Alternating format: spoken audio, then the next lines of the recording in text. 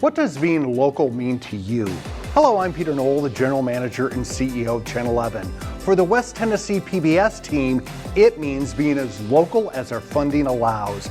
We don't sell commercials, we rely on your donations to bring you local programs and all PBS shows. Consider making a monthly donation to Channel 11 for just $12.50. For the cost of just one meal at a restaurant, you could help us be even more local. Donate today. What does it mean to leave a legacy of growth, generosity, and community support? Hello, I'm Don McCory. Today on Tennessee is Talking, we're joined by Dr. Frank McMeen, who recently wrapped up his tenure as the president of the Community Foundation of West Tennessee after more than 25 years of service and growing the organization from just $1 million to $61 million in assets. We'll talk about his reflections and what comes next. Let the conversation begin. We are rolling. Confirm record. Can we get a mic check? Check, check. Stand by camera 2. Take 2. Stand by announcer in 3, 2. West Tennessee PBS presents Tennessee is Talking. Let the conversation begin. Welcome to Tennessee is Talking. I'm Don McCory. Today we're exploring the career of a leader whose work has helped fund scholarships, support nonprofits, and strengthen communities throughout West Tennessee for more than 2 decades. Dr. Frank McMeen served as president of the Community Foundation of West Tennessee, during which time the organization grew exponentially and made millions of dollars in grants and investments in the region. And now, as he transitions into the next chapter of his life, he'll join us to talk about his legacy, his perspective on philanthropy, and what's next for him. Dr. McMeen, welcome to the show. Glad to be here. Thank you. Yes. You've spent more than 2 decades. Almost 3. Almost 3 decades with one organization. Yes. You've seen and experienced a lot. How do you feel looking back over that 25-year period? It seems like it's not that long, because it's like, oh, this is just normal stuff we do. Do you remember the first day? I do. And I remember going in my office and trying to figure out, what do I do? We were, it was just a tiny little organization. We had an office in the West Tennessee Healthcare Building, and I had an office that was very dark, and my first job was helping to make the $1 million hole-in-one shootout, one of our fundraisers, successful. A golf tournament. It wasn't a golf tournament. It was just you're trying to make a hole-in-one. Okay. Yes, and so worked on that for about 5 or 6 years, and it was our largest fundraiser, larger than our gala at that time. So it was a little different. I had to wrap my brain around how that stuff. I didn't play golf, and so that was one of the things where you found out that the foundation wasn't really known by many people. Well, my next question was going to be, you've been there for 25 years. What year was it founded? 1985. Okay. They started in 1984, got their IRS approval in 1985. So we're in our 40th year. Right. As you stand here at this point in your career, what moments stand out most for you? When we had the tornado that hit downtown Jackson and East Jackson, took out so many homes. Took out the post office also? Yes, took out the post office. And we realized that so many people who were living at or close to poverty owned a home, looked at ways of saving money, and they didn't renew insurance. Mm-hmm. And they thought, we've never used it, so why do we need to do this? And so when the tornado came, it left them with nothing. We rebuilt well over 100 homes in East Jackson, raised $600,000 in a concert with Amy Grant, Darryl Worley, and Vince Gill, sold out in like 25 minutes, 7,000 seats. And we got some Methodists in that were rebuilding homes. the Mennonites came in and we rebuilt all those homes in East Jackson.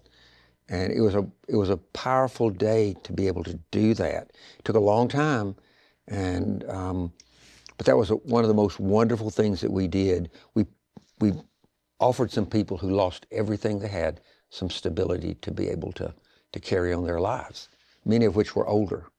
Had you ever considered yourself a community volunteer or community advocate even before joining the foundation? I had not. I'd spent my life either recruiting students at Freed-Hardeman or raising money at Freed-Hardeman. So I was gone everywhere else trying to get money or students to come back. It takes money and students to operate a university, and that's a lot of work. So when I started the foundation, I did not know people in Jackson. I knew them in Washington and Seattle and Alaska, because that was the territories that I worked. But when I came to, my back door, I'm like, I don't really know these people other than who I went to church with. Okay. So I had to learn all that. Are you an original resident of Jackson? Did you grow up here? Grew up in Columbia. Okay. Freed-Hardeman brought me to West Tennessee. I used to think that West Tennessee was not pretty until I lived here. And I've fallen in love. This is my chosen home. You could live anywhere, and I chose to live here. During your leadership, the foundation has grown, as I said, exponentially with its investments and the grants that it provides. How do you feel looking back on that moment and how impactful it has been for those individual recipients, individuals and organizations? At first, we started starting little mini nonprofits with the foundation to fit under our umbrella. Mm-hmm. And that was like a major service to where they didn't have to go to the IRS. They didn't have to jump through all those hoops, pay all that money. They could come with us, start the very next day raising money. And that was the first thing that we thought, this is how we're serving our community, where the residents are doing what their little hot button is, mm-hmm. helping make it easy for them to do if it's taking care of special needs kids, if it's taking care of people who are wanting to do a scholarship in memory of their child that passed away. And then we began to focus on growing endowments, because there are two types of nonprofits. There are struggling nonprofits, which we were, and there are endowed nonprofits. Mm-hmm. And so leaving Freed-Hardeman, we made that switch as well. We realized that if we don't start focusing on our endowment, we would suffer. And so I brought that from Freed-Hardeman to the foundation. So we started doing more and more for endowments, so that helped us get to where we are at today. I think we're at $63 million. 3/4 of that are endowments. And that means when there are permanent endowments there, that's the sustainability mechanism that keeps your nonprofit going. Right. And so those endowments, for whatever reason they're at the foundation, they give back every year without the nonprofit doing anything. And so we manage it well, have a wonderful board. And so by setting up funds, many nonprofits, growing our endowments, that was probably two of the best things that we did for being able to help other nonprofits and people who are struggling. Many of our viewers may not have heard of the Community Foundation.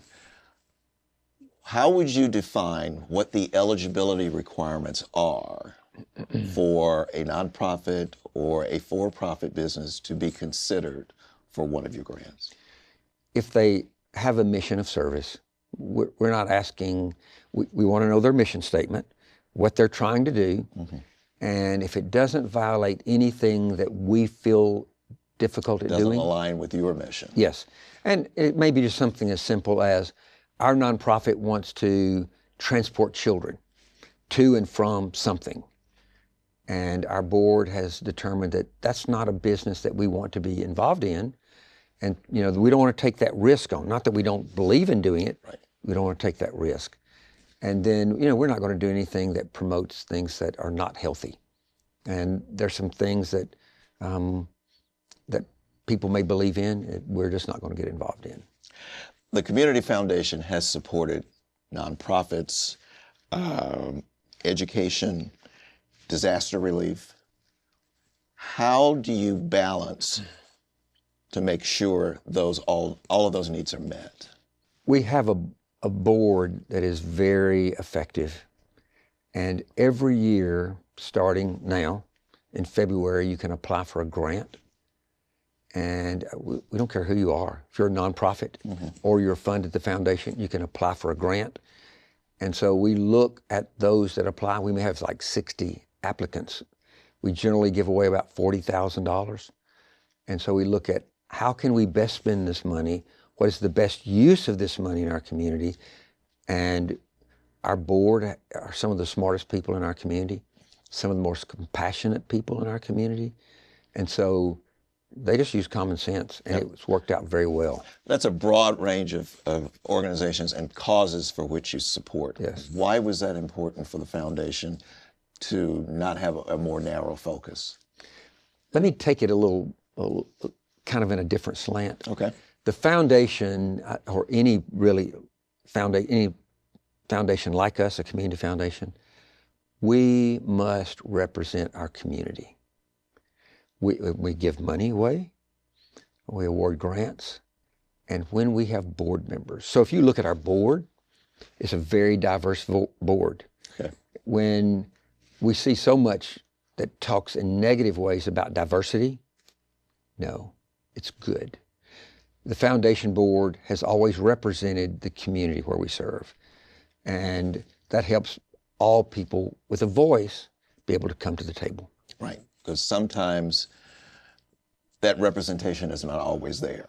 Yes. And those concerns never get placed before the board for even consideration. Yes.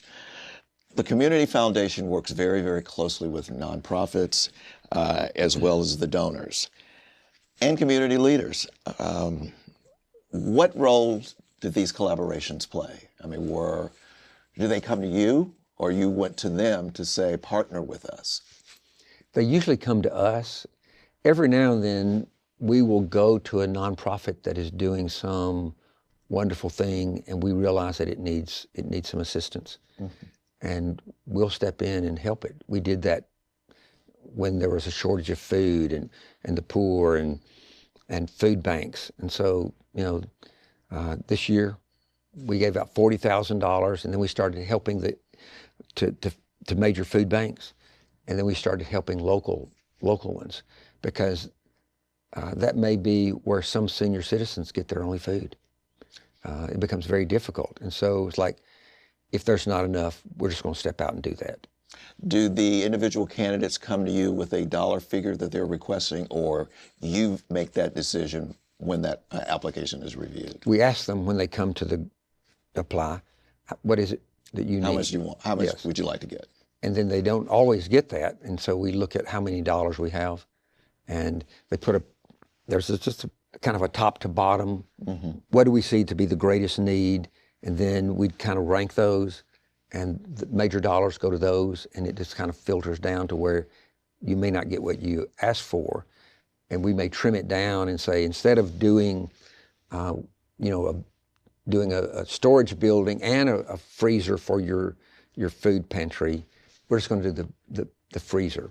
Do applicants have the opportunity of coming back more than once? They can get 3 years of a grant. Then they're not qualified for a year.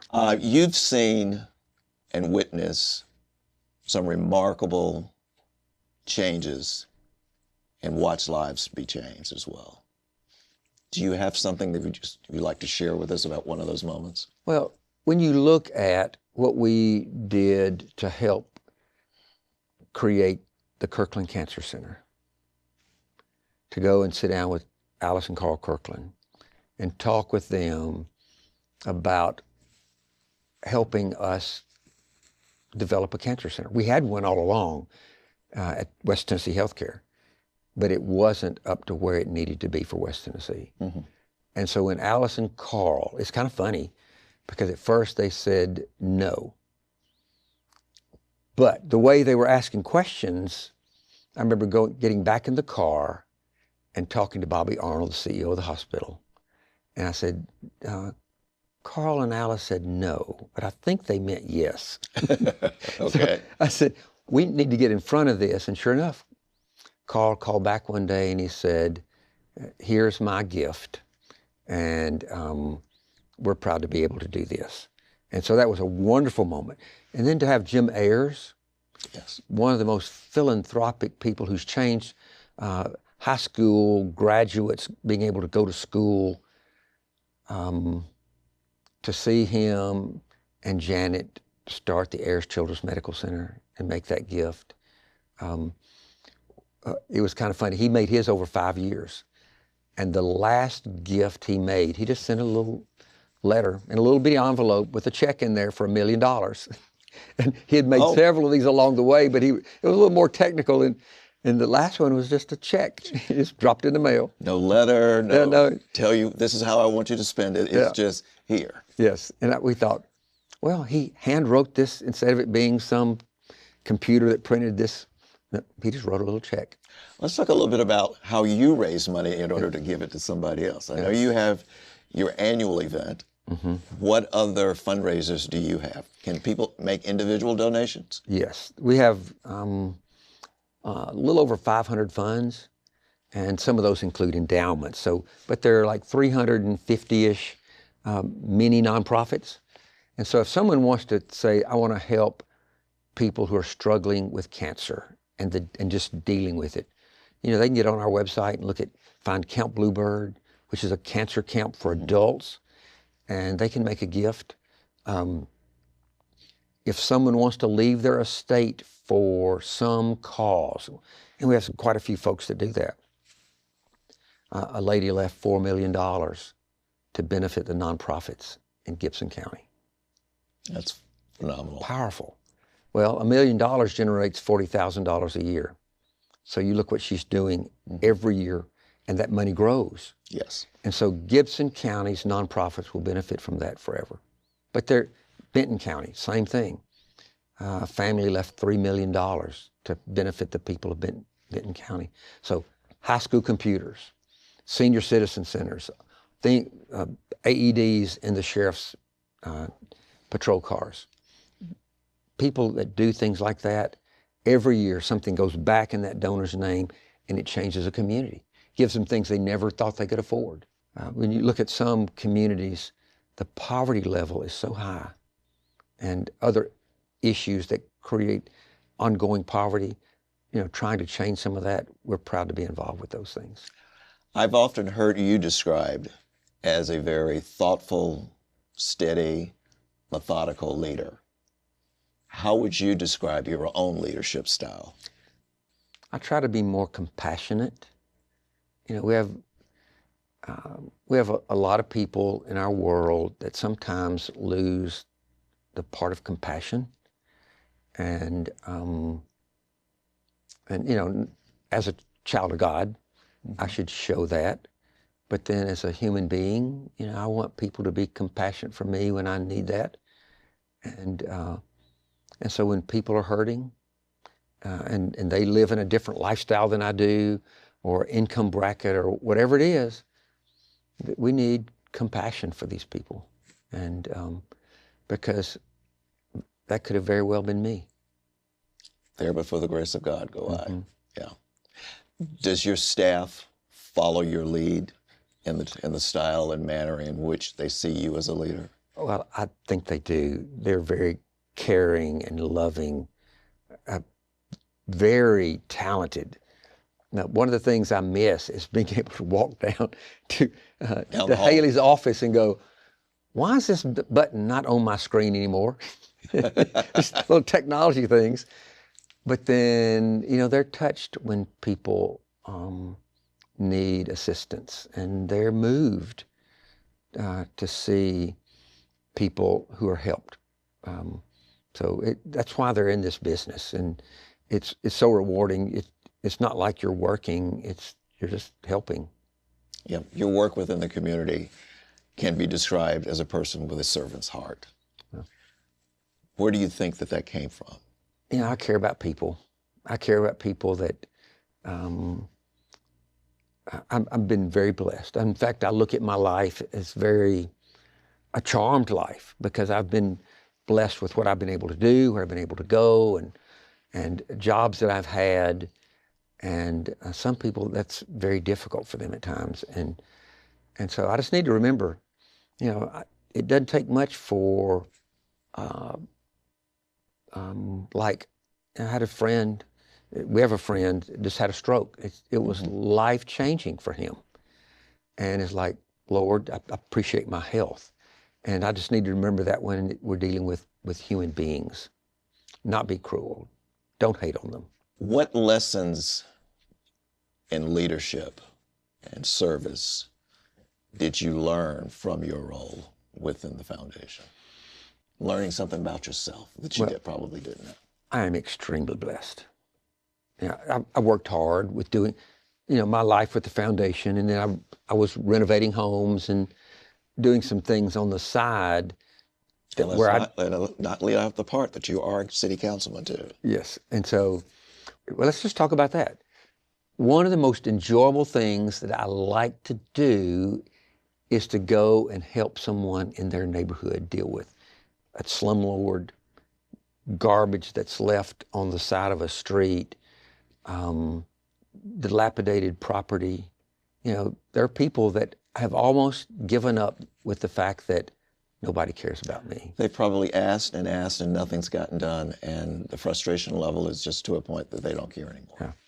So I love, we tore down Crestview Apartments. It took us years to do that, but people don't need to be living in homes like that. And we found them better places to live. But dealing with a slumlord, that becomes something a neighborhood should not have to deal with. You described that you enjoy living in West Tennessee. Yes. Now, not then, but now.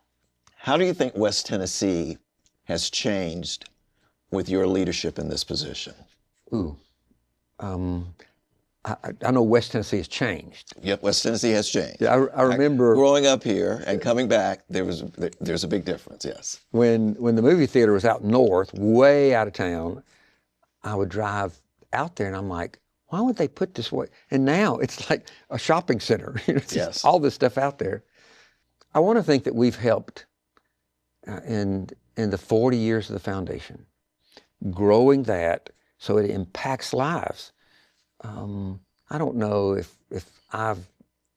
what I've done, but I just know that by all of us working together and growing this organization to the size that it is, I often say that the foundation is probably the largest nonprofit in West Tennessee between Memphis and Nashville that is not a university.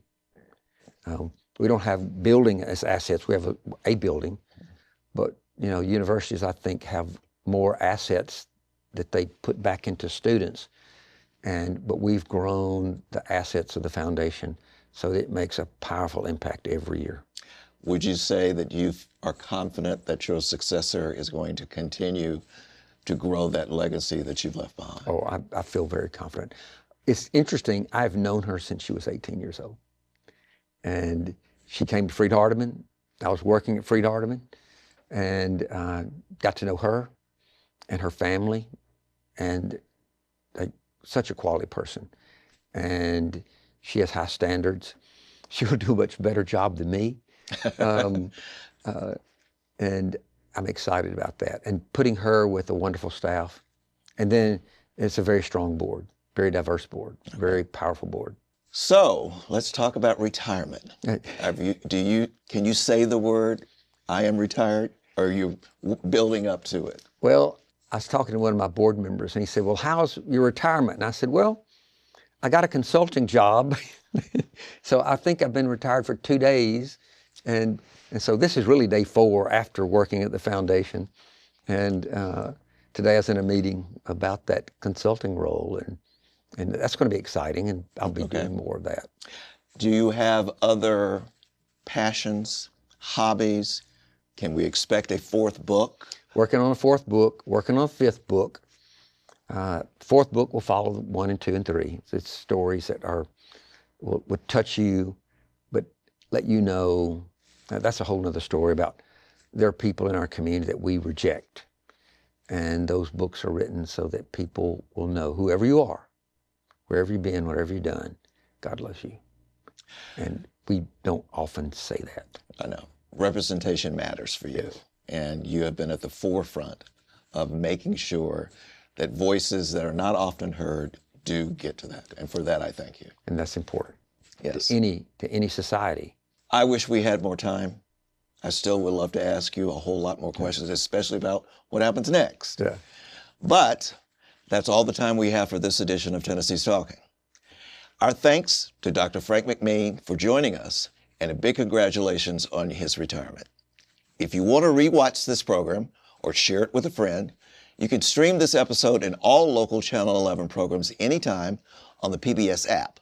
You can also watch it on West Tennessee PBS YouTube channel and at westtnpbs.org. Keep the conversation going by following WLJT on social media. Until next time, keep on talking, Tennessee.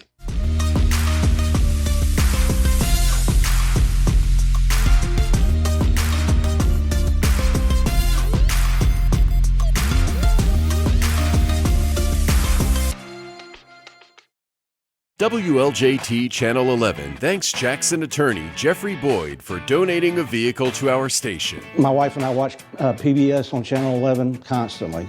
Almost every day we watch Antiques Roadshow or Nova or Nature or something of that variety. I saw the ad on the internet asking for donations, and my wife and I discussed it, and she said that this would be a perfect opportunity for us to get rid of the 2004 Yukon that my kids have grown up driving over the years. I encourage everybody that has a vehicle that is taking up space in their driveway to donate to PBS and support your station and our community. I'm Jackson attorney Jeff Boyd. I donated a vehicle to Channel 11, and you can too. Call 1-844-678-8227 to find out more, or visit our website, westtnpbs.org, and click on the Donate tab. Hi everyone, I'm Ginger Rousey with Madison County Health and host of Channel 11 Checkup. Channel 11 doesn't run commercials. As a community nonprofit TV station, they rely on donations from the public. It's super easy to donate. Go to their website, westtnpbs.org, and click on the Donate tab. Your donation stays local and helps WLJT be a community TV station for all of West Tennessee. Channel 11 is all about home. It's all about home.